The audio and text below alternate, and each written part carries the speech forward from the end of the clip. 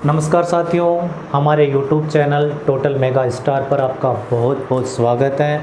जैसा कि आपको पता है कि इस YouTube चैनल पर इकोनॉमिक्स और मैथ के सभी प्रकार के वीडियो उपलब्ध कराए जाते हैं। तो आज हम इकोनॉमिक्स में पढ़ेंगे मांग में परिवर्तन पढ़ेंगे हम। इससे पहले हमने मांग का अर्थ देख लिया, मांग अनुसूची पढ़ी और उसके बाद मांग वक्र के बारे में पढ़ा। और आज हम पढ़ेंगे मांग में परिवर्तन। वेरी इम्पोर्टेंट टॉपिक है, बिल्कुल सिंपल है, तो ध्यान से पढ़ेंगे इसको, यहीं पे क्लियर हो जाएगा दोस्तों। तो शुरू करते हैं हम मांग में परिवर्तन।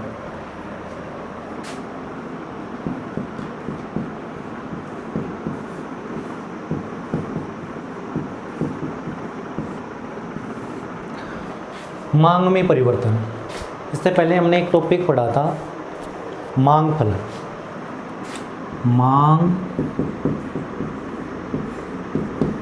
मांग फलन किस किस के बीच संबंध की व्याख्या कर रहा था? किसी वस्तु की मांग मात्रा तथा उसको प्रभावित करने वाले कारकों के बीच फलनात्मक संबंध की ये व्याख्या करता है। तो मांग फलन बना था हमारा dx यानी x वस्तु की मात्रा, ये निर्भर करती है किस किस के ऊपर? x वस्तु की कीमत के ऊपर, दूसरी वस्तु यानी y वस्तु की कीमत के ऊपर, उपभोक्ता की आय और फैशन रुचि आदत आदि। तो ये मांग मात्रा थे, मांग मात्रा, और ये सारे के सारे मांग मात्रा को प्रभावित करने वाले कारक। तो ये प्रभावित करने वाले कारक थे।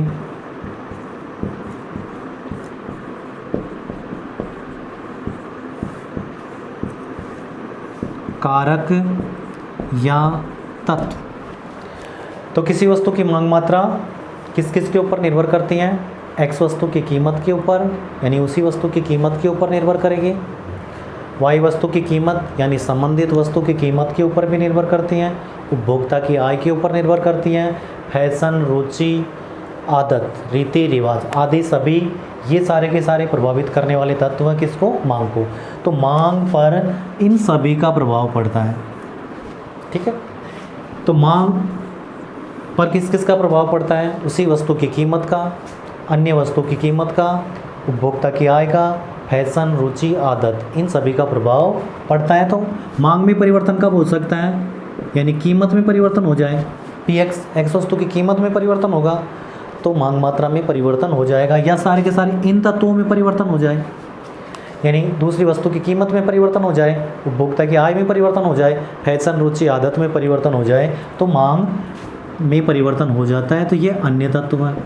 अन्य तत्व कीमत में परिवर्तन हो जाए, कीमत में परिवर्तन होगा तो मांग में परिवर्तन होगा। कीमत घटे बढ़ेगी तो मांग में परिवर्तन होगा, यानी मांग घटे बढ़ेगी। कीमत के बढ़ने पर मांग कम हो जाएगी और कीमत के कम होने पर मांग बढ़ जाती है। मांग का नियम क्या बताता है? अन्य बातों के यथावत रहने पर, अन्य बातों के ये सारे की सारी अन्य वस्तुओं की कीमतें, उपभोक्ता की आय, फैशन, रुचि, आदत, ये सब स्थिर रहें तो किसी वस्तु की कीमत में वृद्धि होगी, उसकी मांग मात्रा कम हो जाएगी, और कीमत के कम होने पर मांग मात्रा बढ़ जाएगी। तो मांग का नियम बताता है अन्य बातों के यथावत रहने पर जब किसी वस्तु की कीमत में वृद्धि होती है तो उस वस्तु की मांग मात्रा घट जाती है, तथा कीमत में कमी होने पर मांग मात्रा बढ़ जाती है। तो यहाँ पे कीमत और मांग मात्रा के मध्य विपरीत या ऋणात्मक संबंध पाया जाता है। तो यहाँ पे मांग में परिवर्तन किस तरह से हो सकता है? या तो कीमत में परिवर्तन हो जाए या अन्य तत्वों में परिवर्तन हो जाए तो मांग बदल जाएगी, मांग घट जाएगी या बढ़ जाएगी। तो यहाँ मांग में परिवर्तन होगा दो कारणों से। मांग में परिवर्तन को हम निम्न चार्ट से समझ सकते हैं। मांग में परिवर्तन का चार्ट बनाएंगे। मांग में परिवर्तन कब हो सकता है? या तो कीमत में परिवर्तन हो या फिर अन्य तत्वों में परिवर्तन होगा तो मांग में परिवर्तन हो जाएगा। तो यहाँ लिखेंगे कीमत में परिवर्तन, कीमत में परिवर्तन, या फिर अन्य तत्वों में परिवर्तन।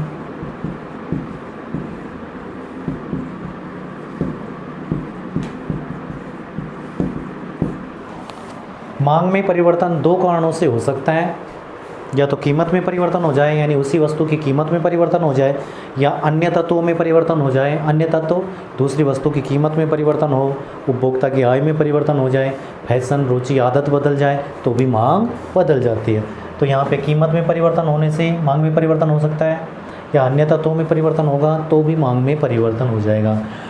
और यहाँ पे यदि कीमत में परिवर्तन होता है यानी कीमत बढ़ती है या घटती है, कीमत में परिवर्तन होगा तो दो स्थितियाँ सामने आएगी। कीमत में परिवर्तन होने से या तो मांग में संकुचन होगा या मांग में विस्तार होगा। तो कीमत में परिवर्तन होगा तो क्या क्या स्थितियाँ सामने आएंगी? मांग में संकुचन,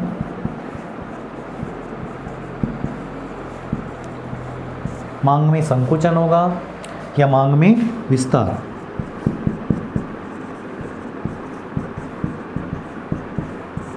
मांग में विस्तार।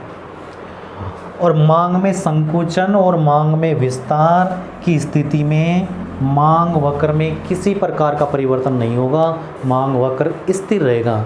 ऐसी स्थिति में जब मांग में संकुचन बताएंगे और मांग में विस्तार बताएंगे तो यहाँ पे मांग वक्र स्थिर रहता है। तो यहाँ लिखेंगे मांग वक्र स्थिर रहता है। यहाँ पे मांग वक्र क्या रहेगा? स्थिर। मांग वक्र स्थिर रहता है। अब ये तो हो गई कीमत में परिवर्तन होने की, कीमत में परिवर्तन होने के प्रभाव है तो मांग में संकुचन होगा या मांग में विस्तार होगा, इसको डिटेल से पढ़ेंगे। अब अन्य तत्वों में परिवर्तन होता है तो भी दो स्थितियाँ सामने आएंगी। अन्य तत्वों में परिवर्तन होने से दो स्थितियाँ बनेगी, या तो कीमत में या तो मांग में कमी,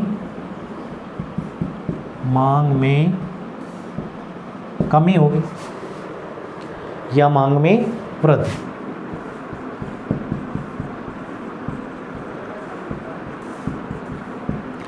और मांग में कमी और वृद्धि जब होगी, अन्य तत्वों में परिवर्तन होगा तो मांग वक्र शिफ्ट हो जाएगा, मांग वक्र ही बदल जाएगा। तो यहाँ पे मांग में कमी और वृद्धि को बताएंगे हम मांग वक्र को शिफ्ट करके। मांग वक्र शिफ्ट यानी विवर्तित हो जाता है। मांग वक्र शिफ्ट हो जाता है यानी मांग वक्र बदल जाएगा यहाँ पे। तो हमने देखा कि मांग में परिवर्तन कब हो सकता है? या तो कीमत में परिवर्तन हो या अन्य तत्वों में परिवर्तन हो। कीमत में परिवर्तन यानी PX में, X वस्तु की कीमत में परिवर्तन होगा तो यहाँ पे मांग में संकुचन होगा या मांग में विस्तार होगा। लेकिन मांग में संकुचन और विस्तार की स्थिति में मांग वक्र वही रहेगा, मांग वक्र स्थिर रहता है, मांग वक्र विवर्तित नहीं होता है। और यहाँ पे अन्य तत्वों में परिवर्तन होने से क्या होगा? या तो मांग में कमी होगी या मांग में वृद्धि होगी, और यहाँ पे मांग वक्र ही बदल जाएगा, मांग वक्र शिफ्ट हो जाएगा। ठीक है, तो यहाँ पे एक बात ध्यान रखना, यहाँ तो X कीमत में परिवर्तन हो रहा है यानी X वस्तु की मांग पर X वस्तु की कीमत का प्रभाव देखेंगे। यहाँ पे अन्य तत्वों में क्या क्या है? PY में परिवर्तन होगा, M में परिवर्तन होगा या T में, ये अन्य तत्व हैं। अन्य तत्वों में परिवर्तन होगा तो मांग में कमी आएगी या मांग में वृद्धि आएगी, और यहाँ मांग वक्र शिफ्ट हो जाएगा, मांग वक्र विवर्तित हो जाएगा। और जब कीमत में परिवर्तन होगा तो दो स्थितियाँ आएंगी, मांग में संकुचन और मांग में विस्तार। तो यहाँ पे मांग में संकुचन और विस्तार होगा तो मांग वक्र स्थिर रहता है यानी मांग वक्र वही पुराना वाला रहेगा, इसमें किसी प्रकार का कोई परिवर्तन नहीं होगा। जैसे ये मांग वक्र हो गया हमारा तो यही मांग वक्र रहेगा, इसी में या तो कीमत बढ़ेगी तो ऊपर की तरफ जाएंगे, कीमत घटेगी तो नीचे की तरफ आएंगे। इसी से बताएंगे हम मांग में संकुचन और विस्तार को। और यहाँ पे जो मांग वक्र होगा वो शिफ्ट हो जाएगा। जैसे मान लीजिए ये मांग वक्र है DD, तो या तो दाईं तरफ जाएगा या बाईं तरफ आएगा, या तो नीचे की तरफ यानी बाईं तरफ आ जाए D1 हो जाए, नीचे की तरफ आ जाए, या ये ऊपर की तरफ चला जाएगा तो क्या कह देंगे D2 मांग वक्र चेंज हो जाएगा यहाँ पे। तो अब एक बात और यहाँ पे ध्यान रखनी है, जैसे मान लीजिए कीमत में परिवर्तन होगा तो अन्य तत्व स्थिर रहेंगे, तो परिभाषा बनेगी कीमत में परिवर्तन होगा अन्य तत्व स्थिर रहेंगे, और ऐसी स्थिति में या तो मांग में संकुचन होगा या मांग में विस्तार होगा। मांग में संकुचन और विस्तार की स्थिति कब आती है? जब कीमत में परिवर्तन होता है, और कीमत में परिवर्तन करेंगे तो अन्य तत्वों को स्थिर रखेंगे। तो तो यहाँ पे परिभाषा बनेगी अन्य तत्वों के स्थिर रहते हुए जब कीमत में परिवर्तन होता है तो क्या क्या स्थिति आती है सामने, या तो मांग में संकुचन होगा या मांग में विस्तार होगा। और ऐसी स्थिति में मांग वक्र स्थिर रहता है, यानी मांग वक्र विवर्तित नहीं होता है, केवल कीमतें बदलती हैं। या तो कीमत ऊपर की तरफ बढ़ेगी तो ऊपर की तरफ जाएंगे, घटेगी तो नीचे की तरफ आएंगे। जैसे ये प्रारंभिक स्थिति थी, P1 कीमत थी, Q1 मात्रा थी। अब कीमत को बढ़ाएंगे तो ऊपर की तरफ चले जाएंगे, P2 स्थिति हो जाएगी, ठीक है। तो यहाँ पे मांग कम हो जाएगी और कीमत को कम करेंगे, P3 कर देंगे तो यहाँ पे मांग मात्रा बढ़ जाएगी, यहाँ पे बढ़ जाएगी, 3 हो जाएगी, यहाँ पे Q2 थी। तो इस तरह से मांग वक्र यहाँ पे स्थिर रहता है, यहाँ मांग वक्र में किसी प्रकार का परिवर्तन नहीं होगा। और एक ये स्थिति है, मांग में कमी और वृद्धि को दिखाएंगे मांग वक्र को शिफ्ट करके। तो यहाँ पे जब अन्य तत्वों में परिवर्तन होगा तो क्या स्थिर रहेगी, कीमत स्थिर रहेगी। अन्य तत्वों में परिवर्तन करेंगे तो कीमत को स्थिर रखेंगे, है ना। यानी ये स्थिति देखेंगे तो अन्य तत्वों को स्थिर रखेंगे और ये मांग में संकुचन और विस्तार को पढ़ेंगे, ठीक है। और जब ये स्थिति देखेंगे तो कीमत स्थिर रहेगी, मांग में कमी और वृद्धि को देखेंगे। तो एक बार यहाँ पे देखें, मांग में संकुचन, संकुचन का मतलब होता है सिकुड़ना, कम होना, ठीक है। तो यहाँ पे सिकुड़ना कम होगी और मांग कब कम हो सकती है, कीमत में परिवर्तन करना है हमें, कीमत को घटाएं या बढ़ाएं। तो कीमत को घटाएं, कीमत में वृद्धि करें या कमी करें कि मांग कम हो जाए। तो कीमत क्या होती है, मांग का नियम क्या बताता है, कीमत के बढ़ने पर मांग कम हो सकती है। तो हम यहाँ पे कीमत में बढ़ाएंगे तो संकुचन की स्थिति आ जाएगी और कीमत को कम करेंगे तो मांग बढ़ जाएगी, विस्तार की स्थिति हो जाएगी। और यहाँ पे मांग वक्र चेंज होगा। तो यहाँ को इसको हम अब डिटेल से पढ़ते हैं। सबसे पहले कीमत में परिवर्तन।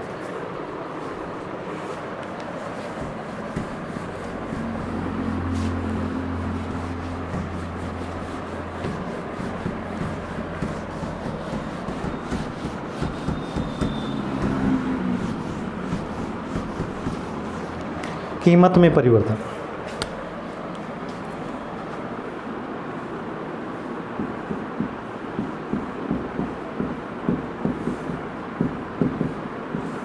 मांग में परिवर्तन पढ़ रहे हैं। सबसे पहले कीमत में परिवर्तन होने से मांग में परिवर्तन होगा और कीमत में परिवर्तन करेंगे तो अन्य तत्वों को स्थिर रखेंगे। तो यहाँ पे परिभाषा बनेगी इसकी, अन्य तत्वों के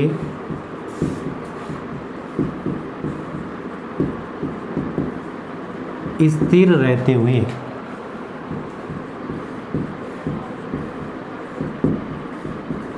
जब कीमत में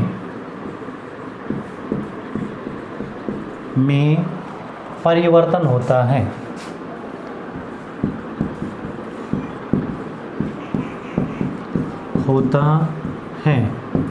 तो मांग में विस्तार, तो मांग में विस्तार या मांग में संकुचन की स्थिति, संकुचन की स्थिति उत्पन्न होती है।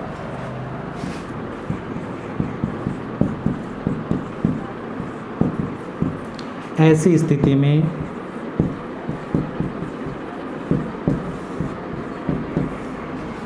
मांग वक्र स्थिर रहता है। ऐसी स्थिति में मांग वक्र स्थिर रहता है। तो कीमत में परिवर्तन करेंगे हम, और कीमत में परिवर्तन करेंगे तो अन्य तत्वों को स्थिर रखेंगे। तो इसकी परिभाषा बनेगी, अन्य तत्वों के स्थिर रहते हुए जब कीमत में परिवर्तन होता है तो या तो मांग में संकुचन होगा या मांग में विस्तार होगा। और ऐसी स्थिति में जो मांग वक्र है वो स्थिर रहता है। तो इसमें पहली स्थिति देखेंगे हम, नंबर 1 पे मांग में संकुचन, मांग में संकुचन, संकुचन सिकुड़ना, कम होना। तो यहाँ पे मांग कब कम हो सकती है, जब कीमत में वृद्धि होगी, कीमत बढ़ेगी, मांग घट जाएगी और ये मांग में संकुचन कहलाएगा। लेकिन यहाँ पे हम कब हो रहा है संकुचन, कीमत में परिवर्तन होने से, कीमत के बढ़ने पर। तो यहाँ लिखेंगे हम, अन्य तत्वों के स्थिर रहते हुए, अन्य तत्वों के स्थिर रहते हुए जब किसी वस्तु की कीमत में, जब किसी वस्तु की कीमत में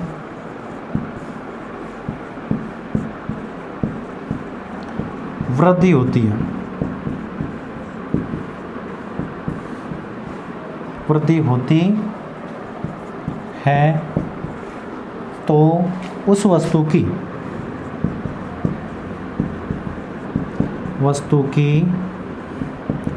मांग मात्रा घट जाती है, उस वस्तु की मांग मात्रा घट जाती है। यह मांग में संकुचन कहलाता है, यह मांग में संकुचन कहलाता है। तो मांग में संकुचन क्या है? अन्य तत्वों के स्थिर रहते हुए, यानी अन्य बातों के स्थिर रहते हुए जब किसी वस्तु की कीमत में वृद्धि होती है, जब किसी वस्तु की कीमत बढ़ती है तो मांग में क्या होगा? मांग में कमी आएगी, मांग मात्रा घट जाएगी, और मांग मात्रा का घटना ही क्या कहलाएगा? मांग में संकुचन कहलाएगा। तो इसको हम रेखा चित्र से समझ लेंगे, रेखा चित्र बनाएंगे इसका हम।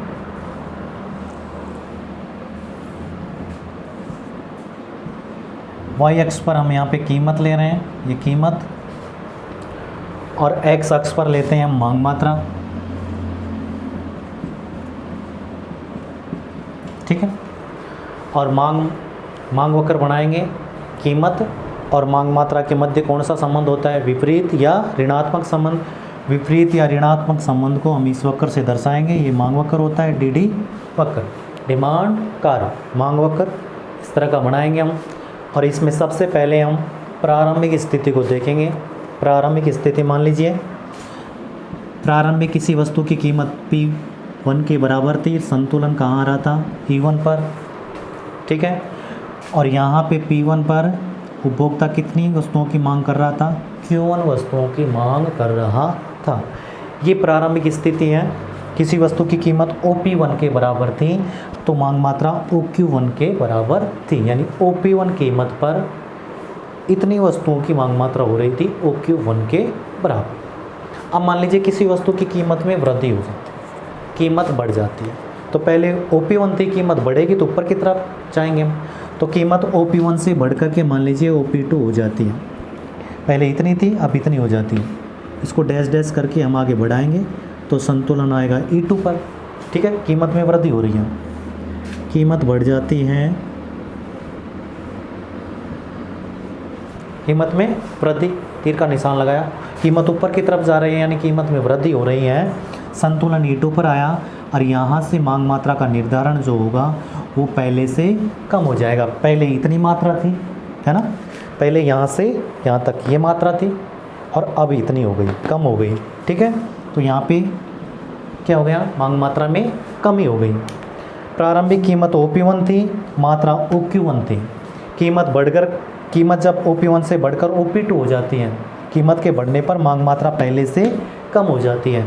कहाँ से कहाँ तक? Q1 से ये Q2, मांग में इतनी कमी हुई। ये इतनी कमी, मांग में कमी क्या कहलाएगी? ये मांग में संकुचन। तो प्रारंभिक कीमत कितनी थी OP1 पर? प्रारंभिक कीमत OP1 पर कितनी मात्रा की मांग हो रही थी? OQ1 मात्रा की मांग हो रही थी।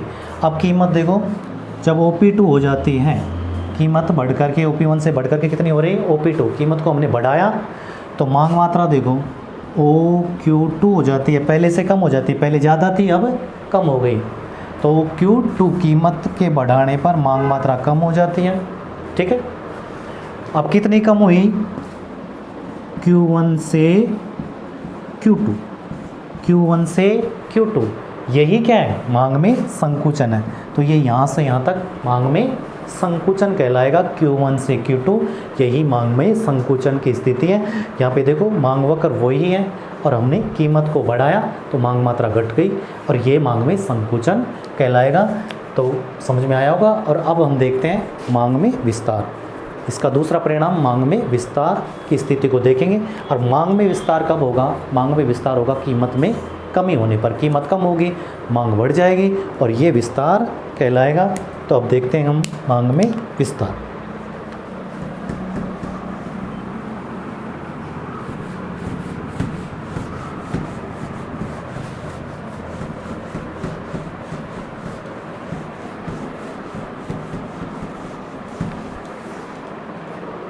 नंबर 2, मांग में विस्तार।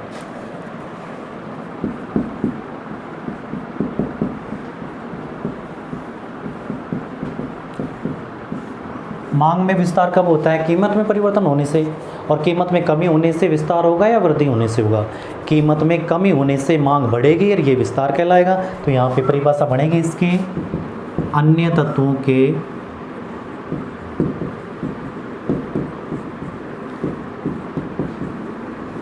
स्थिर रहते हुए। कीमत में परिवर्तन करेंगे तो अन्य तत्वों को स्थिर रखेंगे। तो यहाँ पे परिभाषा बन रही है, अन्य तत्वों के स्थिर रहते हुए जब किसी वस्तु के कीमत में कमी होती है तो उस वस्तु की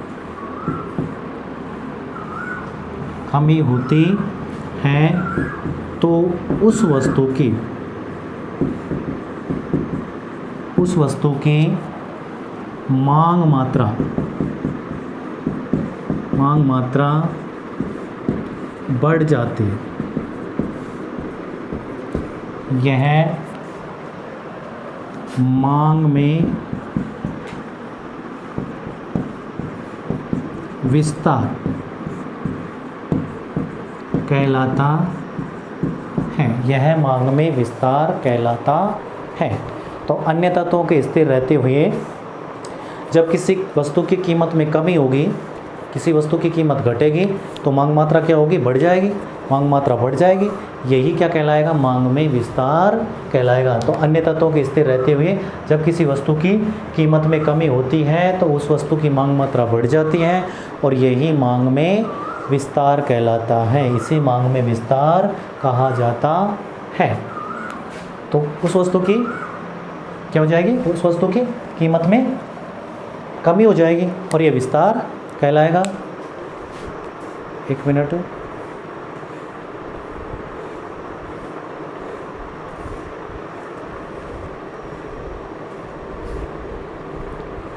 ओके, थैंक्स। हाँ, मांग में विस्तार देख रहे थे हम। अन्य तत्वों के स्थिर रहते हुए जब किसी वस्तु की कीमत में कमी होती है, कीमत कम होती है तो उस वस्तु की मांग मात्रा बढ़ जाती है और ये कहलाता है मांग में विस्तार। इसको हम रेखा चित्र से समझ सकते हैं। तो यहाँ पे रेखा चित्र बनाएंगे।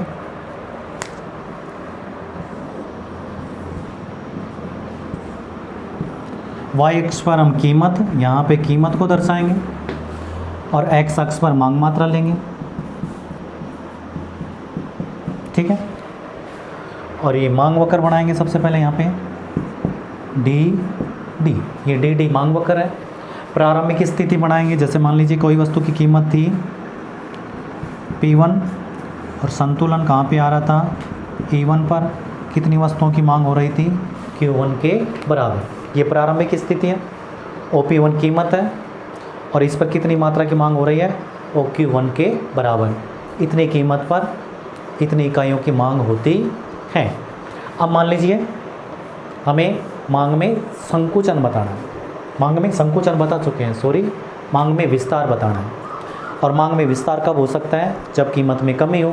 तो कीमत पहले से कम होगी तो नीचे की तरफ आएंगे हम, कीमत को कम करेंगे, यानी P1 से P2 होती है। तो यहाँ पे P1 से P2 होने पर देखिए स्थिति संतुलन आएगा E2 पर। और यहाँ पे मांग मात्रा में क्या हो रही है? बढ़ोतरी हो रही है, पहले से ज़्यादा हो जाती है।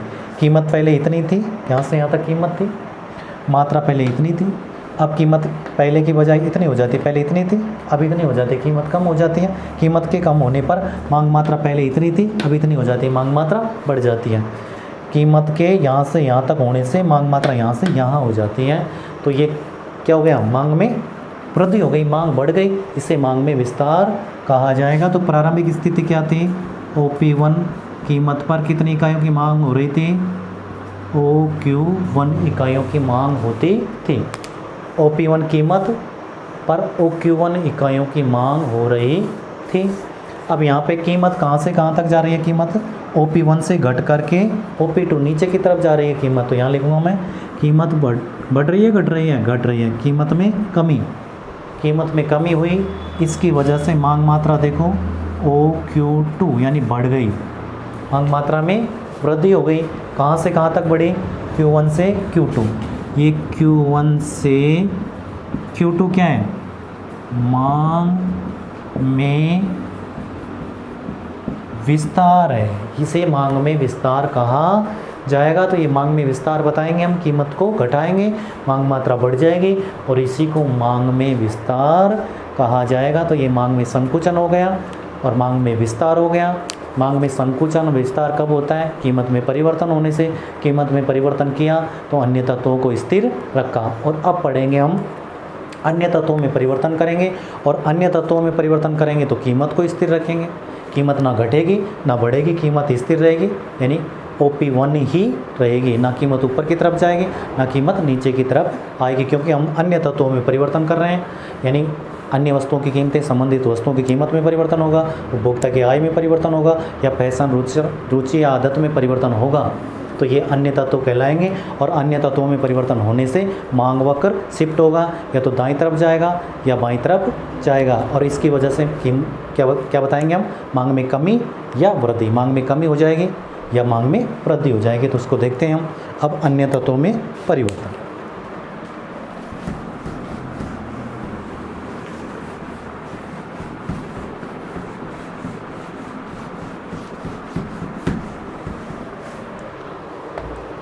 अन्य तत्वों में परिवर्तन।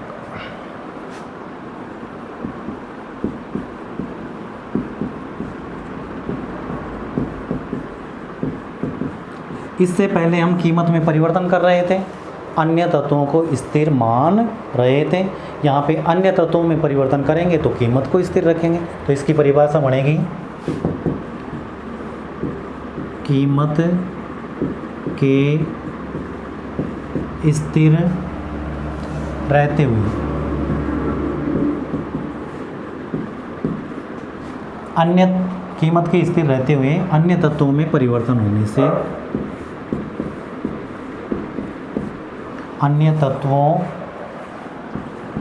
में परिवर्तन होने से मांग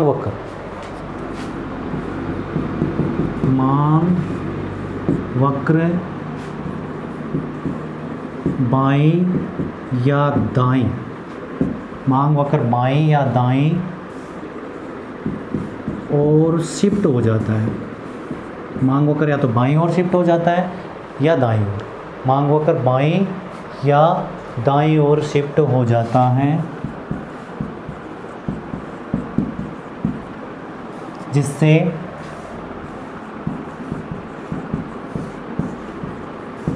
मांग में कमी या मांग में वृद्धि।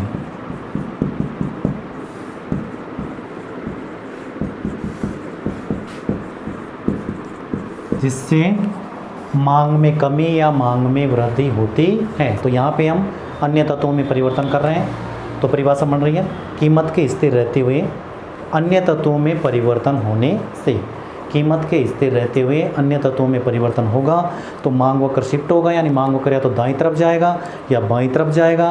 और ऐसी स्थिति में फिर या तो मांग में कमी होगी या मांग में वृद्धि होगी। और इसको भी हम रेखा चित्र से समझेंगे। तो यहाँ पे दो स्थितियाँ उत्पन्न होगी, या तो मांग में कमी होगी या मांग में वृद्धि होगी। तो हम मांग में कमी और वृद्धि को देख लेते हैं। तो नंबर 1,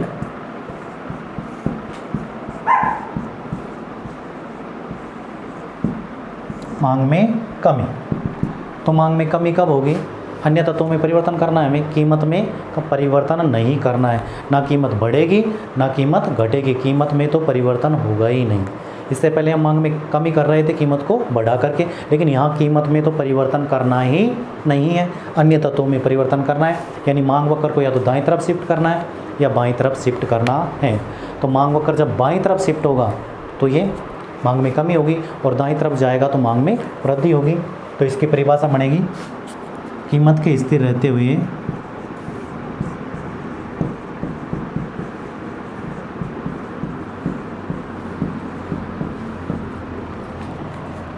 अन्य तत्वों में परिवर्तन होने से,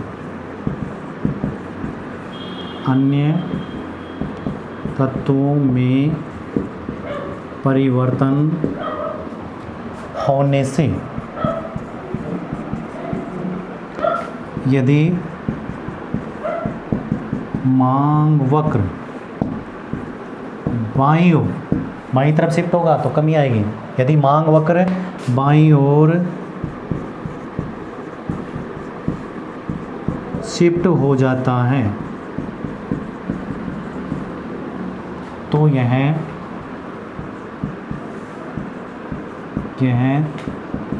मांग में कमी कहलाती है।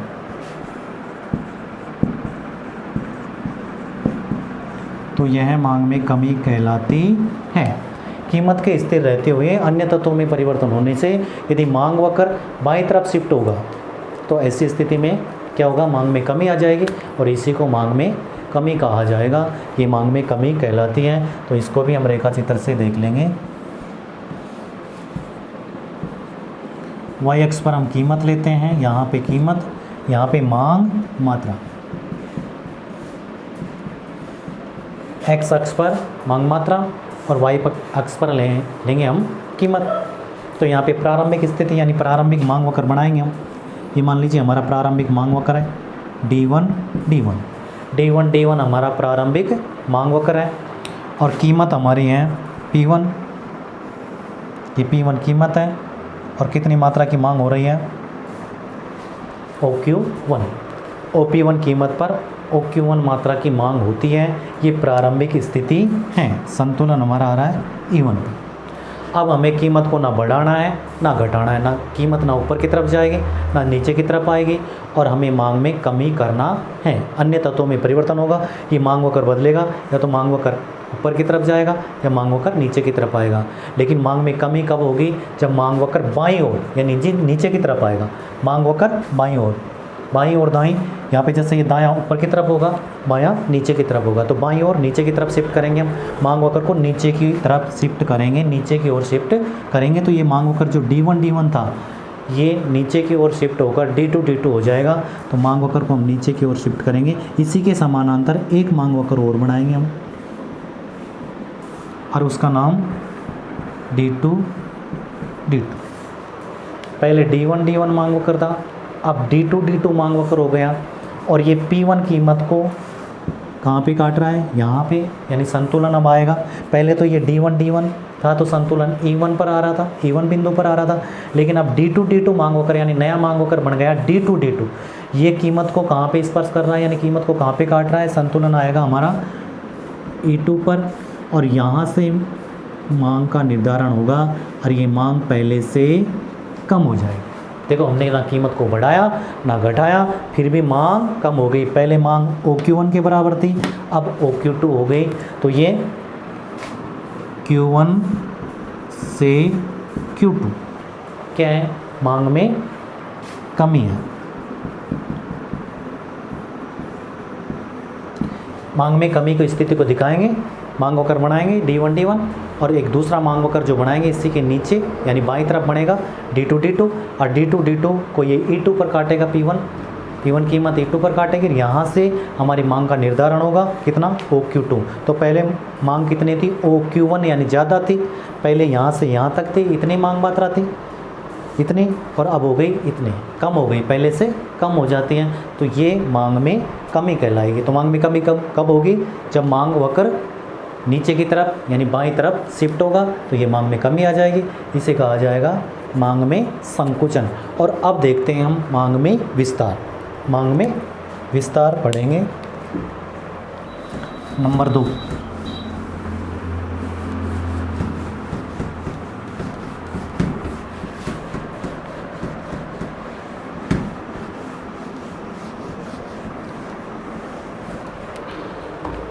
नंबर 2 पे पढ़ेंगे मांग मांग में विस्तार तो पढ़ चुके हैं, मांग में वृद्धि पढ़ेंगे। मांग में कमी पड़ी, मांग में वृद्धि, मांग में विस्तार और संकुचन तो कब होता है? कीमत में परिवर्तन होने से। अब हम अन्य तत्वों में परिवर्तन करेंगे तो या तो कमी होगी या वृद्धि होगी। तो कमी की स्थिति को हम देख चुके हैं, मांग में कमी देख लिया, मांग वक्र बाईं तरफ शिफ्ट हुआ तो मांग में कमी हुई। अब मांग वक्र को दाईं तरफ शिफ्ट करवाएंगे तो मांग में वृद्धि हो जाएगी, मांग बढ़ जाएगी, ये कहलाएगी मांग में वृद्धि। तो नंबर 2,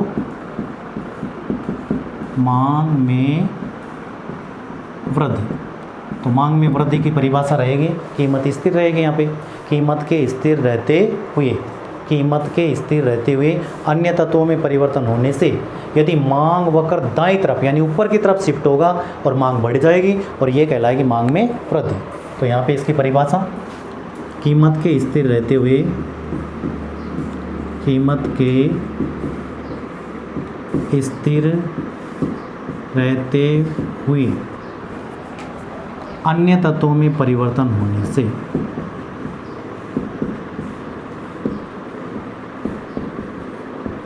अन्य तत्वों में परिवर्तन होने से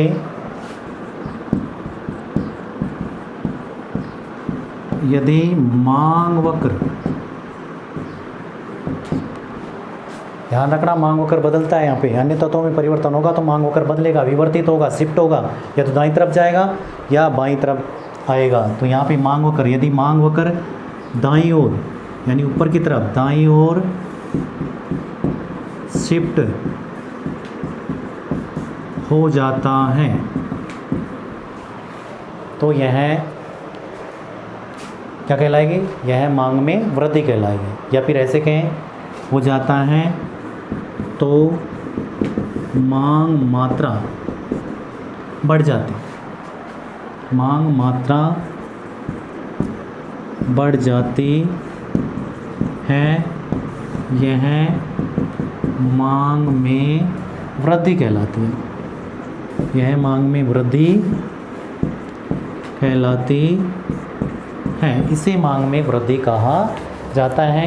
कीमत स्थिर रहेगी, अन्य तत्वों में परिवर्तन होगा, मांग वक्र दाईं तरफ शिफ्ट होगा, मांग बढ़ेगी और यही वृद्धि कहलाएगी। इसी मांग में, इसे ही मांग में वृद्धि कहा जाएगा। तो इसको भी हम रेखा चित्र से समझ लेते हैं। तो रेखा चित्र बनाएंगे हम। वाई अक्ष पर ले रहे हैं हम कीमत, यहाँ पे कीमत को दर्शाएंगे, ठीक है, और यहाँ पे रहेगी हमारी मांग मात्रा। प्रारंभिक स्थिति बताएंगे सबसे पहले। तो ये हमारा मांग वक्र हो गया, इसका नाम दे दें हम D1, D1 डिमांड कर्व है और कीमत मान लीजिए हमारी P1 के बराबर थी। संतुलन आ रहा था कहाँ पे? E1 संतुलन था और कितनी मात्रा की मांग हो रही थी? Q1 मात्रा की मांग हो रही थी। ये प्रारंभिक स्थिति है। सबसे पहले हम प्रारंभिक स्थिति बताएंगे। तो ये OP1 कीमत थी, इतनी कीमत पर इतनी इकाइयों की मांग होती है। इतनी कीमत पर OP1 कीमत पर OQ1 मात्रा की मांग हो रही थी। अब क्या करेंगे हम? अन्य तत्वों में परिवर्तन होगा तो मांग वक्र दाईं तरफ जाएगा, ऊपर की तरफ जाएगा। तो हम एक और मांग वक्र बनाएंगे D1 के समानांतर ऊपर की तरफ यानी दाईं तरफ एक दूसरा मांग वक्र बढ़ा देंगे डैश डैश रेखा से, ठीक है, यानी ऊपर की तरफ शिफ्ट। और इसका नाम दे दिया हमने D2, नया मांग वक्र D2। पुराना मांग वक्र था D1, संतुलन E1 पर आ रहा था, OP1 कीमत थी, OQ1 मात्रा थी। अब अन्य तत्वों में परिवर्तन हुआ तो मांग वक्र D1 से शिफ्ट होकर D2 हो गया, ऊपर की तरफ शिफ्ट हो गया। तो यहाँ पे कीमत ना ऊपर की तरफ गई ना नीचे की तरफ, इसी रेखा को हम कीमत उतनी रहेगी OP1, पहले भी OP1 ही थी, अभी भी कीमत उतनी रहेगी। तो इसी को हम डैश डैश करके आगे बढ़ाएंगे, यानी कहाँ तक जाएंगे? D2 रेखा तक जाएंगे। और ये D2 को कहाँ पे काटेगा? देखो D2 को काटेगा ये E2 बिंदु पर, और यहाँ से मांग मात्रा का निर्धारण होगा। मांग मात्रा पहले से ज़्यादा हो जाएगी, मांग मात्रा पहले से ज़्यादा हो जाएगी। पहले मांग मात्रा इतनी थी OQ1 के बराबर, कीमत OP1 ही थी, पहले मात्रा OQ1 और अब कीमत उतनी है OP1 ही है, लेकिन मात्रा बढ़ जाती है और ये कहलाता है मांग में विस्तार। तो देखो OP1 कीमत पर कितनी मात्रा थी, OQ1। अभी भी कीमत तो OP1 ही है, ठीक है, OP1 ही कीमत है, लेकिन मात्रा कितनी हो गई, OQ2, यानी मात्रा में वृद्धि हो जाती है। क्यों ही ये वृद्धि, क्योंकि मांग वक्र D1 से शिफ्ट होकर के D2 हो गया, यानी दाईं तरफ शिफ्ट हो गया। और ये कहाँ से कहाँ तक की वृद्धि हुई, पहले मांग मात्रा OQ1 थी, इतनी थी, अब इतनी हो गई। पहले मात्रा इतनी, अब मात्रा इतनी, यानी पहले इतनी थी अब इतनी हो गई, तो ज़्यादा हो गई। कहाँ से कहाँ तक हुई, Q1 से Q2, ये Q1 से Q2 की क्या हुई, वृद्धि। यही मांग में वृद्धि है, Q1 से Q2 मांग में वृद्धि है। तो ये मांग में वृद्धि हो गई। तो हमने देखा मांग में परिवर्तन। मांग में परिवर्तन कब हो सकता है, या तो कीमत में परिवर्तन हो जाए या अन्य तत्वों में परिवर्तन हो जाए। कीमत में परिवर्तन होगा तो मांग में संकुचन होगा या मांग में विस्तार होगा। यहाँ पे मांग होकर स्थिर रहेगा, कीमत बदलेगी, या तो ऊपर की तरफ जाएगी या नीचे की तरफ। कीमत में परिवर्तन होगा यहाँ पे, ठीक है। अब क्या करेंगे, हम कीमत को स्थिर रखेंगे, यानी अन्य तत्वों में परिवर्तन होगा तो कीमत स्थिर रहेगी, और अन्य तत्वों में परिवर्तन होने से मांग होकर बदल जाएगा, या तो दाईं तरफ जाएगा या बाईं तरफ आएगा। और ऐसी स्थिति में मांग में कमी या वृद्धि होगी। तो मांग में कमी वृद्धि को पढ़ लिया, मांग में संकुचन विस्तार को पढ़ लिया। कई बार ऐसा प्रश्न पूछा जाता है, मांग में संकुचन को बताइए, मांग में विस्तार को बताइए, मांग में कमी और वृद्धि को रेखा चित्र से स्पष्ट कीजिए। कई बार ऐसा प्रश्न पूछा जा चुका है, तो वेरी इंपॉर्टेंट हमारा ये टॉपिक है। तो उम्मीद है समझ में आया होगा। बहुत बहुत धन्यवाद। आगे अगली क्लास में देखते हैं। एक बात मैं कहूँगा आपको कि हमारे चैनल को यदि कुछ समझ में आ रहा है, यदि आपको कुछ फ़ायदा हो रहा है, तो थोड़ा सा शेयर करें, सब्सक्राइब करें और लाइक करें। बहुत बहुत धन्यवाद दोस्तों।